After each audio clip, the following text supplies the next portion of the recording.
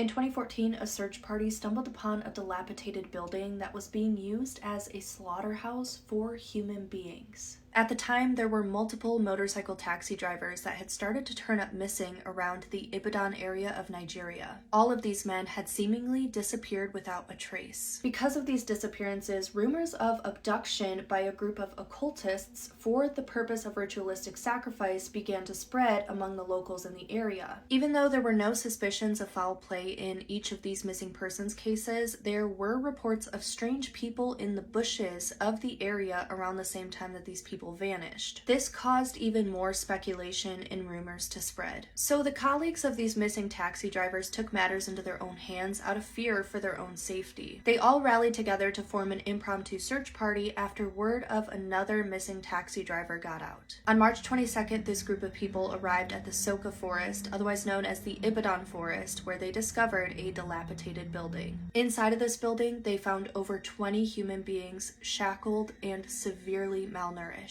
Alongside them were dozens of decomposing bodies with shackles still around their ankles. Human remains were scattered throughout the building, and according to the survivors, the deceased had reportedly been butchered on butcher blocks. Some of the remains were still chained to the slabs. There was also a room filled with personal belongings presumed to belong to the victims, with items like wallets, IDs, jewelries, even children's toys. Once authorities arrived, the search progressed, and it was discovered that on top of the corpses that they found inside of the building, they were also scattered throughout the forest itself. They were hidden in bushes, stowed away in tree trunks, stuffed inside of caves, and buried in shallow graves. All of these bodies were found in different states of decomposition. Some of them were missing limbs, internal organs, some of them were even missing their heads. So this further pushed this idea that these humans were being used in some sort of ritualistic practice. Once the search was complete, it was revealed that the bodies of 20 deceased victims were uncovered. But there were also reports of hundreds of human skulls found throughout the area, and it's still unclear if those identities have ever been revealed. The victims recovered that were still alive were described as being living skeletons. They were surrounded by flies and had maggots eating at their flesh. When they were rescued and questioned about what had happened to them, they all told stories about being kidnapped, kept in chains, tortured, and starved. A lot of them said they were only fed once per week. And for what purpose, they didn't know. These people had no idea why they were there, and on top of that, most of them couldn't even recall what their captors looked like. But the interesting part is that some of them claimed that their abductors looked like government officials. And this left a lot of people speculating that Nigerian officials in high places were using these victims for ritualistic purposes